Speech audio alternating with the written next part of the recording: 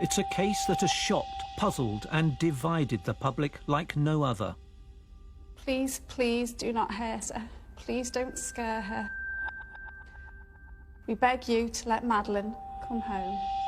For 10 years, I've been following an investigation which many argue was flawed from the start. Madeleine McCann deserved a proper police investigation. We talk to senior police officers who have been closely involved. The only side I'm on is the side of Madeleine McCann. We need to know, not only because the family need to know, but very much because we want to know what was done the right way and what should have been done in a different way.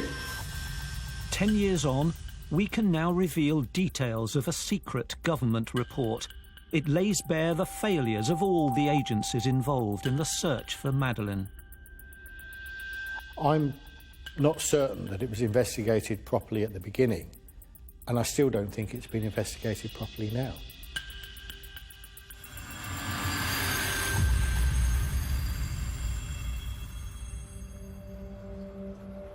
It's 10 years since Madeleine McCann vanished, and I'm still fascinated by the mystery of what happened to her. I've come to Vienna to meet a man who once convinced Madeleine's parents he could find her. Darnie. Hi, how are you? Fine, Let's go and have some lunch. Darnie Krugel also wants to hand over to me something of Madeleine's he needs to give back to her parents. Mr. Krugel is a former South African police officer. This is the bizarre gadget he invented. He claimed it linked DNA science with satellite technology. Simply insert a hair sample and it can locate a missing person, alive or dead. I met Jerry and Kate in Praia de Luz, and they said my commitment to assisting. I said, I've developed this technology. It's early stages yet, but I will do my best. It was 2 months after Madeleine had disappeared, and the McCanns were desperate. This is what Kate wrote later in her book. Desperation does strange things to people. We're scientists, and we don't believe in hocus-pocus or crackpot inventions. Since the investigation appeared to have ground to a halt, it was worth trying anything. What else did we have? What then happened, Jerry came back with this specific brush.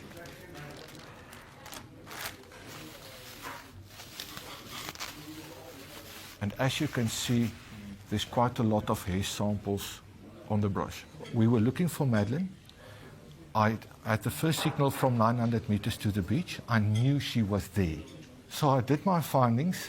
I showed the area to the police, and I gave them the map to say this is the area of priority to search. Police never searched the area Mr. Krugel identified. This is, you've read this, have you? Kate's book. She said that British police discussed it with a professor who described your machine as pseudo-science fiction. This was the professor in Belfast. Logic, it seems, often flies out of the window when you're under pressure and desperate for a result, any result. I know my findings. I know Madeleine was there when I was there, most probably still there. I've got nothing to prove for anybody. I've had a lot of successes. I found a lot of bodies. There's one page on the internet that says, Darnie Krugel, visionary or fraudster. Which is it? Martin, I think there's one thing in life. The truth will stand, and the lie will die. After 10 years, the brush was on its way back to Madeleine's parents.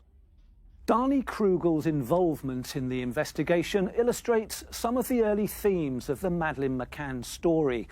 The oddballs who attach themselves to the case, the desperation of the McCanns to cling to anything that might help, the couple's disillusion with the police, and the continuing fascination with the fate of a little girl who appears to have vanished into thin air.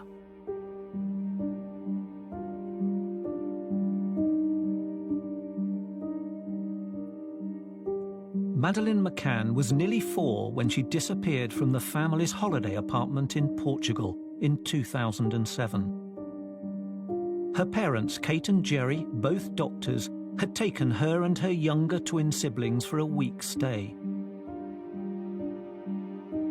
Praia da Luz is a large village on the Algarve coast, an hour's drive from the airport at Faro. It's a quiet resort, popular mainly with British, German and Dutch holidaymakers. The McCanns had rented apartment number 5A, the ground floor corner property in the Ocean Club complex. The family travelled with 7 friends and their friends' young children. We asked a former Scotland Yard cold case expert to go over the investigation with us. Colin Sutton brought 2 notorious criminals to justice: serial killer Levi Belfield and Delroy Grant, the so-called Night Stalker rapist who attacked over 100 elderly women in their homes. Let's look at the last few hours. This is the last known photograph of Madeleine. Taken around 2:30 in the afternoon, she's sitting by the pool in the holiday complex. Later, at around 8:30, her parents joined their friends for dinner within the complex at the tapas restaurant. They'd left the children asleep in one room in the apartment at the top of this map. Jerry McCann once said early on this was akin to sitting in your garden at home on a summer's evening, having dinner with the children asleep upstairs. It wasn't quite like that, was it?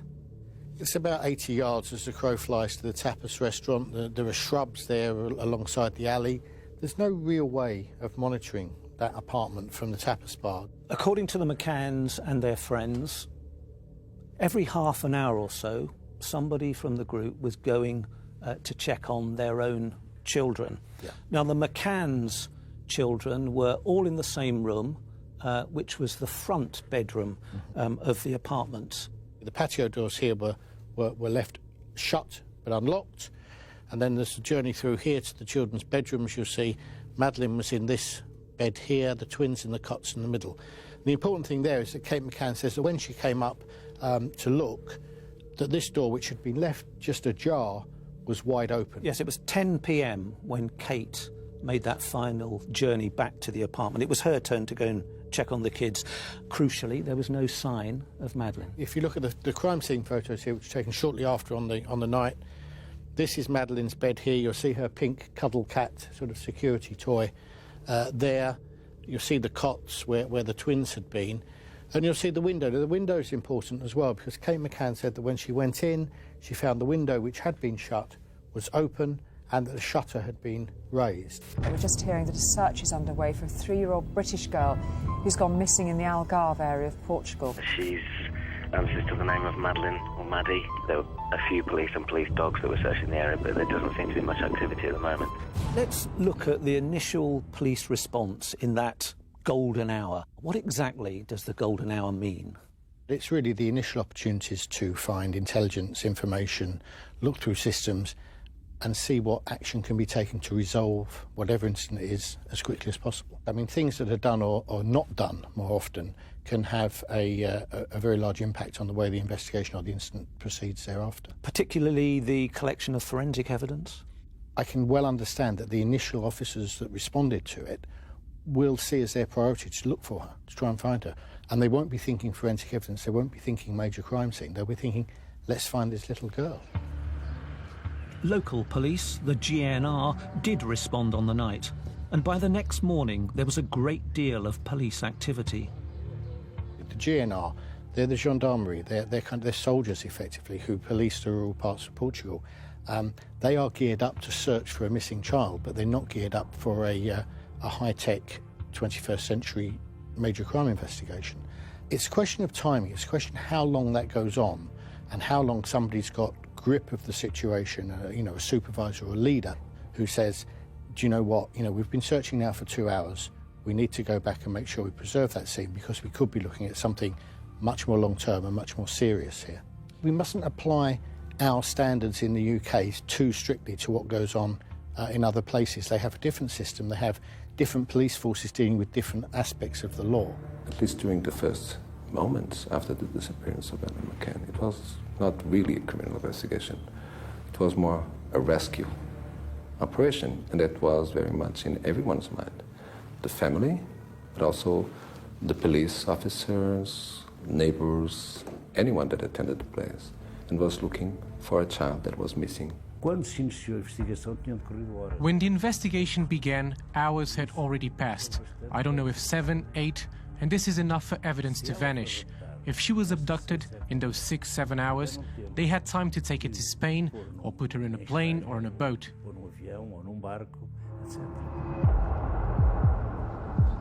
It's accepted not enough was done to collect vital evidence. That didn't happen for weeks. In fact, the apartment was let out to other families twice before it was sealed off for a full forensic examination.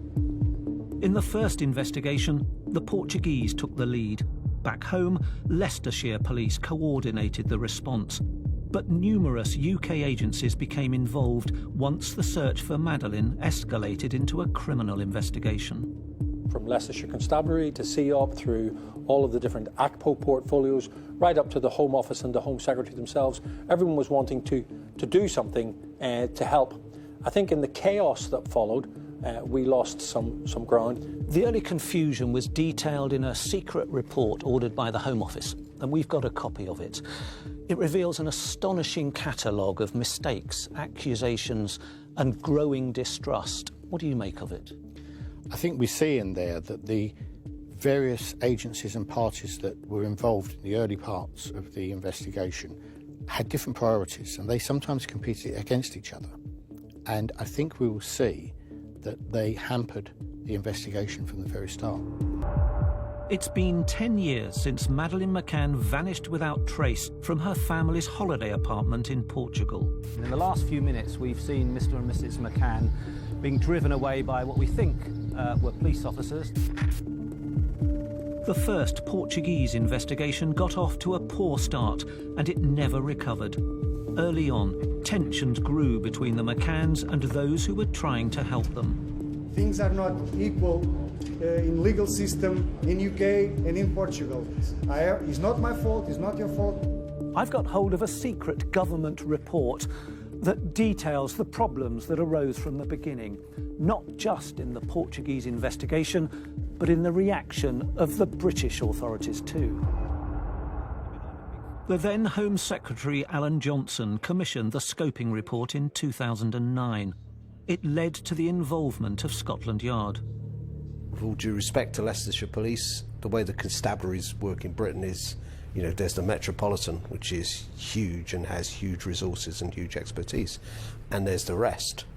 So Jerry and Kate McCann felt that Leicestershire just didn't have the wherewithal to conduct this properly. The Home Secretary turned to child protection specialist Jim Gamble to advise him. Was it worth getting Scotland Yard involved?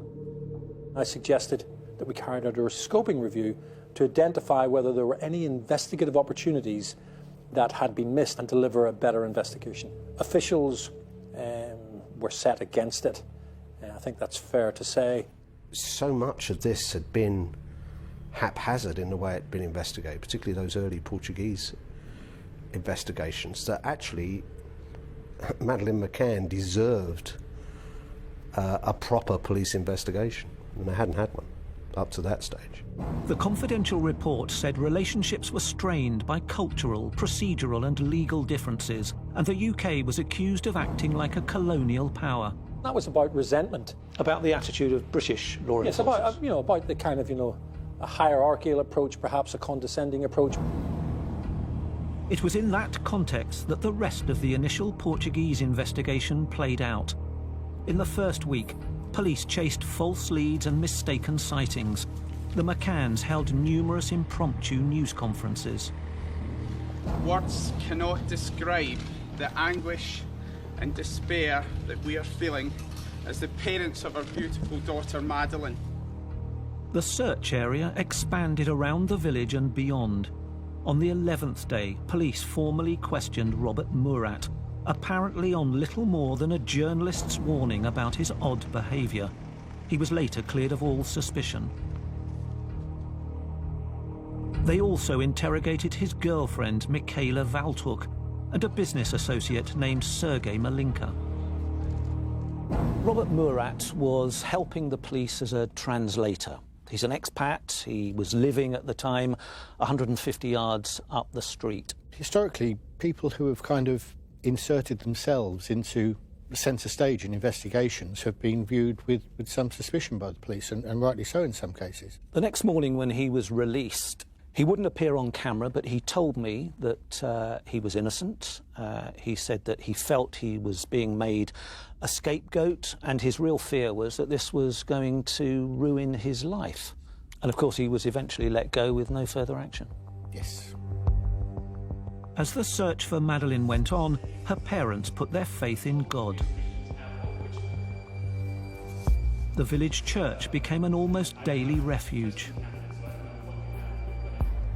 In Fatima, Portugal's holiest site, they prayed at the shrine of the Virgin Mary. In Rome, they met the Pope. He blessed a photograph of Madeleine. Thousands of supporters tied yellow ribbons to await Madeleine's safe return. While all this was happening, Portuguese detectives were making a crucial error, according to the author of the secret Home Office report. I was shocked, first and foremost, when the McCanns weren't immediately, under the Portuguese system, considered suspects. That was the first a critical mistake. It was unfair for the investigators, unfair with regards to the integrity of the forensic evidence that would be captured, and unfair to the McCanns themselves. Clear the ground beneath your feet, first and foremost. According to the Home Office report, statistics suggest that in the majority of cases where very young children go missing and are later found dead, the family is involved. In addition to not questioning the McCanns as suspects, the report says the UK team felt more could have been done by the Portuguese police to record quicker the details of all employees. And there was a lack of confidence that enough work had been done around potential witnesses and suspects.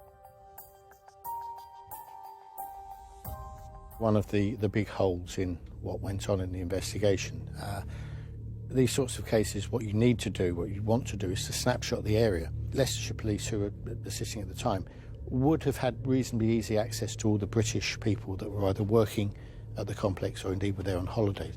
Not looking properly at staff who were working at the complex, they're all the people you need to talk to. Particularly where you've got people who haven't got roots in the area, don't live nearby, but are there temporarily. It's easy to criticise the original Portuguese investigation, but is it entirely fair? We looked at how you can compare and contrast what might happen on a sleepy night in Bournemouth if a Portuguese couple had lost a child. So we tried to compare it more like with like, but you know, this isn't about being territorial, but the Portuguese system did not come up to the standards that we would expect. It simply didn't. Such criticism of the original Portuguese investigators by their British counterparts still irritates today. Everyone that was involved in the investigation did their best. It was very much committed in doing their job the best way they could. Everyone did all they could in the investigation. Let me tell you, in the world, there are millions and millions of cases that are never solved. It is difficult to solve the abduction of a child or a disappearance. Almost 2 months after Madeleine disappeared, a news report revealed a pact of silence. It said police were suspicious of her parents' involvement. The article in the weekly paper Sol said the McCanns and their friends were thought to be hiding something. This was the first public indication of where the early investigation was focused. Portuguese police asked British authorities to bring over 2 specialist dogs, one who detects dead bodies, the other traces of blood. The dogs reacted in the McCann's apartment and in the family's rental car, which wasn't hired until 3 weeks after Madeleine disappeared. Forensic swabs were taken and sent to the UK for analysis. The leaked results, or at least the Portuguese interpretation of them, caused a sensation. In the car, the scientists have also found a second fall match. And police say that is the most damning evidence that's been returned by these forensic test results. The dogs, the forensic tests that followed, that was the turning point, wasn't it? It was the turning point for the arrests, yes, certainly. But you need to remember that the dogs are there to indicate areas where proper forensic tests, evidential tests, should be made. Dogs, certainly in the UK, are not used as evidential things. It's just an indication to focus the search for forensic material. 4 months after their daughter vanished, her parents were questioned and then released. Their formal status, arguido, meant they were suspects. No charges have been brought against them. The investigation continues. Jerry, your reaction? A devastating turn of events which did nothing for their poor relationship with the police. It simply got worse.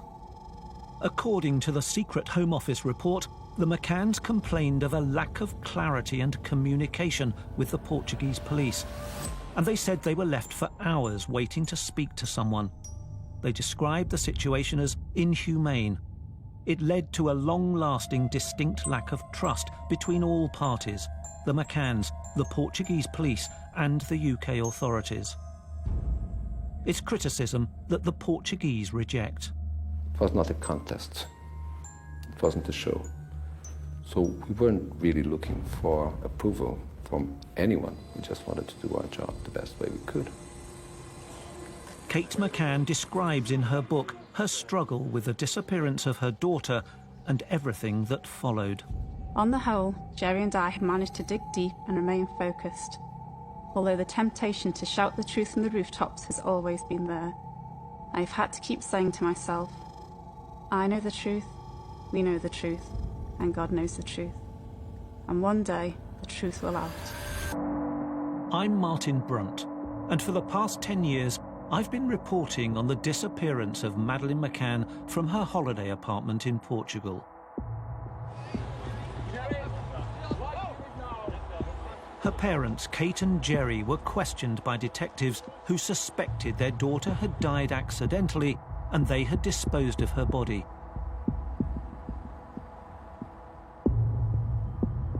"48 hours later, the McCanns left Portugal and flew home to Leicestershire with their 2 younger children.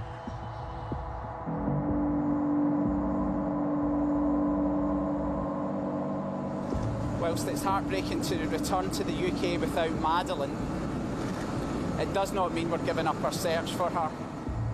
They were still suspects in that first Portuguese investigation, a position that would remain for another 10 months. In July 2008, the investigation was closed. The McCanns were told there would be no further action taken against them. It took me a long time to close the case, until finally I convinced myself that at the time there was no evidence at all.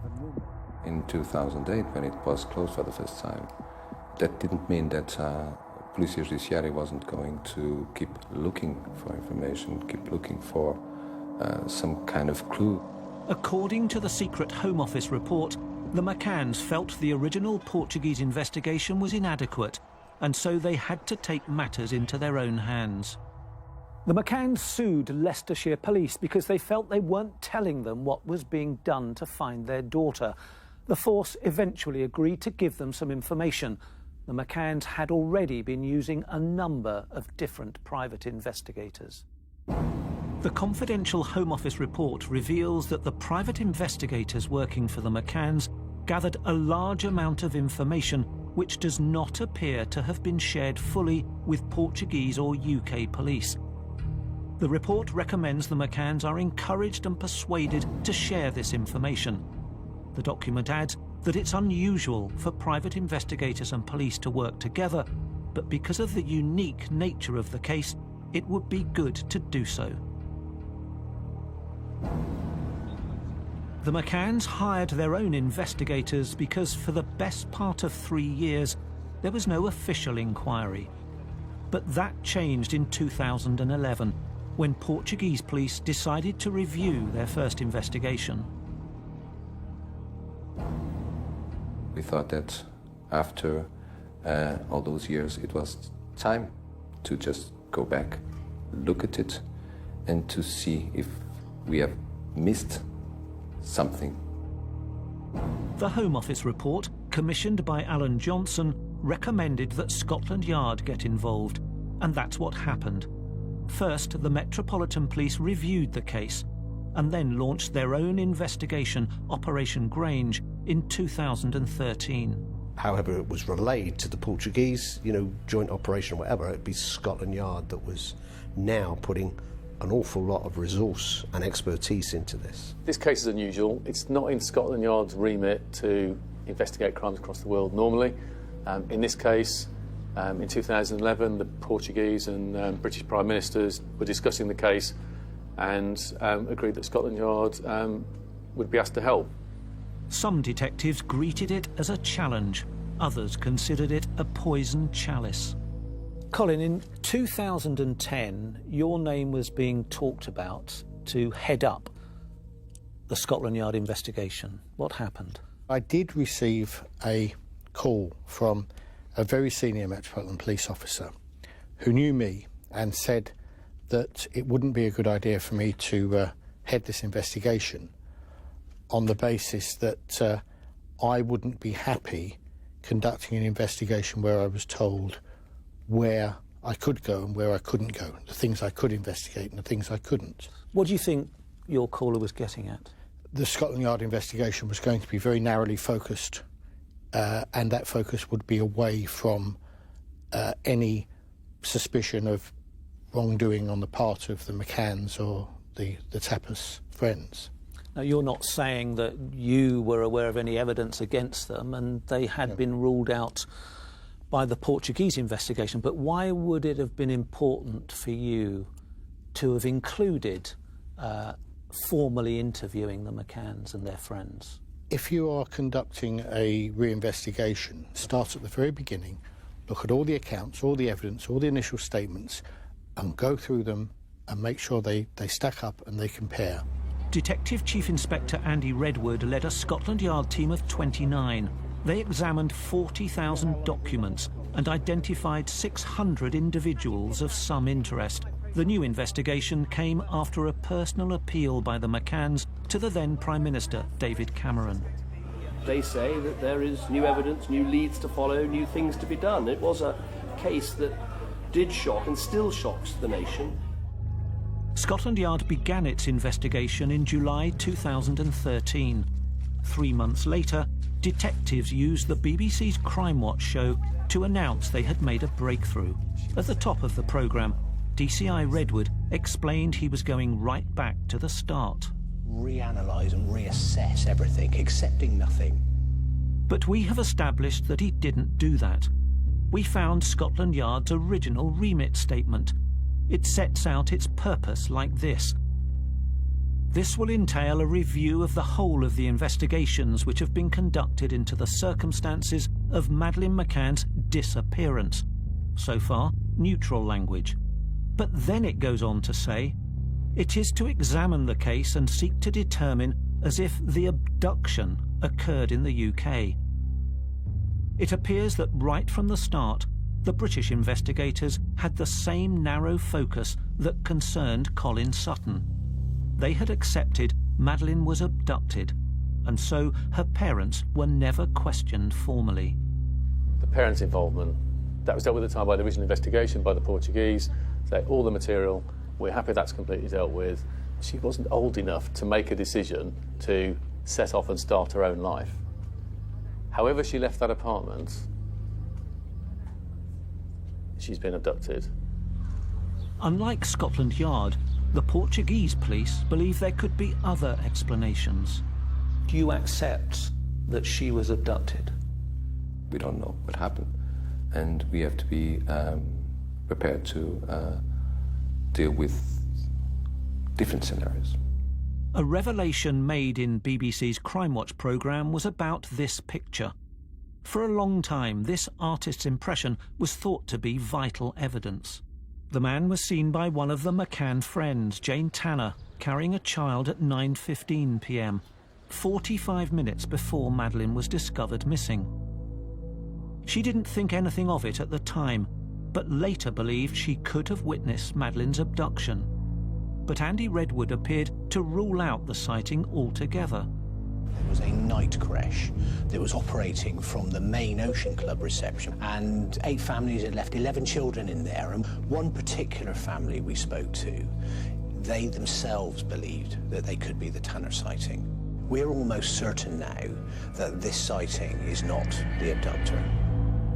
So if our mystery man was picking his child up here at the night crash, and Jane Tanner sees him walking across the top of this T-junction going in that direction, that must mean that he's had to take a long route all the way round here. And if he's going in this direction, why didn't he just simply walk through one of the paths from there? We saw DCI Redwood there say, I'm almost certain that this man from the creche is the man in the sighting. I'm not convinced. Confusingly, despite being ruled out by the police, the drawing is still prominent on the official McCann website and is the subject of an appeal for information. Scotland Yard's focus then settled on a different suspect and 2 artists' impressions of a man seen carrying a child towards the beach at around 10 p.m. The Scotland Yard investigation looked broadly at 2 theories. One, a planned abduction. Witnesses told police they'd seen a number of men acting suspiciously in the days before. Some of the men claimed to be charity collectors. Your paper people. Authors Anthony Summers and Robin Swan researched the case for their book and highlighted the mystery charity collectors. A man or 2 men asked if they could have a contribution to an orphanage that they said was in a village nearby. A village nearby called Espeech. I've been to Espeech, and it turns out that there is no orphanage there. A second Scotland Yard theory was a burglary gone wrong. The idea that Madeleine had woken up and disturbed a thief who, instead of fleeing, had attacked her and carried her off. To the public, it may sound unlikely. It certainly did to the Portuguese police, but not to their British colleagues. In my experience, if you try to apply cold, rational logic of a normal person sat in their front room to what criminals do under pressure, you tend to make mistakes. So it was a sensible hypothesis. It's still not entirely ruled out. But my sources in Portugal told me the burglary gone wrong theory pursued by Scotland Yard was never considered seriously by Portuguese detectives. Portuguese and Scotland Yard had different suspects, and we tracked down one of them. 10 years on, police seem no nearer to solving the mystery of Madeleine's disappearance. I've been looking at what's gone wrong. A key source of evidence in any modern crime investigation is mobile phone data. In this case, according to this secret Home Office report, there was lots of it, but it was badly handled by Portuguese investigators. The report says a vast amount of cell site data has been gathered. There is no evidence to indicate that the data has been fully investigated or analysed. The Portuguese should be encouraged to accept UK help. How vital to the original police investigation would that have been? A more thorough analysis of the mobile phone data? It could have been very helpful indeed. It's mobile phone traffic analysis is vital to many investigations these days. And there are 3 reasons for that. If you get the opportunist who forgets to switch the phone off, and so you have the data which shows that the criminal was present at the time or whatever. Secondly, you've got the criminal who does understand and know about mobile phone data, but simply forgets to turn it off. And thirdly, even if they do turn it off, sometimes that itself can be evidential, because if you've got somebody who's using their phone all day, every day, not just for calls and texts, but for apps as well, and suddenly there's a gap where they switch the phone off, and the only time they ever switch the phone off is when the crime happens, there's some evidential value in that too. It's led them to some people I think they wanted to speak to. Scotland Yard had 4 suspects. They were linked by their use of mobile phones, their backgrounds, and their location on the night Madeleine disappeared. The Metropolitan Police asked the Portuguese to invite them and others to be interviewed in 2014. The four were questioned and made arguidos suspects. José Carlos da Silva was one of them. He was a driver at the holiday complex when Madeleine vanished. He and the others were interrogated by Portuguese police with questions supplied by Scotland Yard. We had some descriptions to work with, and that led to us identifying a group of people who it was worth pursuing. We did lots of searches, we worked with the Portuguese, they were spoken to, and we pretty much closed off that group of people. Another of those questioned was a Russian-born computer specialist, Sergei Malinka. It wasn't the first time Mr. Malinka had been questioned. He was interrogated soon after Madeleine vanished, but was never made a formal suspect then. He spoke to Sky News 10 years ago. They confirmed that I'm a witness, not a suspect. So basically, I'm just going to wait for further investigation to see what's going on. The new Portuguese investigation focused on a series of sex attacks on young, sleeping children at resorts along the coast. There were 3 here at Albufeira, 2 at Carvoeiro, and another at Silves. In most cases, the child involved was 8, 9, 10 years old, but in one case, the child was just 3 years old. There were some 50-odd files on sexual predators that had been forwarded to the Portuguese police by the British police that the British were not convinced had all been thoroughly investigated. A former Ocean Club waiter, Euclides Monteiro, was identified by Portuguese police as a suspect for the sex attacks and possibly for Madeleine's abduction. We've thought at the time that there were enough reasons for us to believe that this could have been the work of one person, and that one person could also have been responsible for Madeleine McCann's disappearance. DNA tests eventually ruled out Mr. Monteiro, but even before he'd become a suspect, he was dead, killed in a tractor accident in 2009. What this shows is that we've got 2 police forces working hundreds of miles apart and pursuing different suspects. It's difficult for 2 adjacent UK police forces to have a joint investigation. When you then multiply the differences over a language barrier, cultural differences and 2 different criminal justice systems, then I think you're always going to come up with a tension and possibly with different results. What if Madeleine wasn't the victim of a crime? What if she had simply woken up, wandered off and fallen into a roadwork trench which was left open that night? Former RAF navigator John Ballinger lives nearby and had alerted police to the possibility. The most likely thing, if she had been in there, was that she fell on the spoil and the whole lot slid down and she was covered by all the soil and things that had been excavated. Portuguese authorities insisted that all roadworks had been inspected the next morning before they were filled in. In June 2014, Scotland Yard checked part of the sewage system nearby. For all the theories, Madeleine's parents cling to one simple fact. There is no evidence their daughter has come to any harm. It gives them hope that she is still alive. You have to keep going, and especially when you've got other children involved. And, you know, some of that is subconscious. I think your mind and body just take over to a certain extent. One of our goals, obviously ultimately finding Madeleine, was to ensure that Sean and Emily have a very normal, happy and fulfilling life. Before Madeleine was taken, we felt we'd managed to achieve a little perfect nuclear family of 5. And we had that for a short period, and you adapt and you have a new normality, and unfortunately for us, our new normality at the minute is a family of 4. They are not alone in their hope. Children missing for longer than Madeleine have been found and brought home. The campaigner who more than anybody has kept the McCanns from complete despair is Ernie Allen.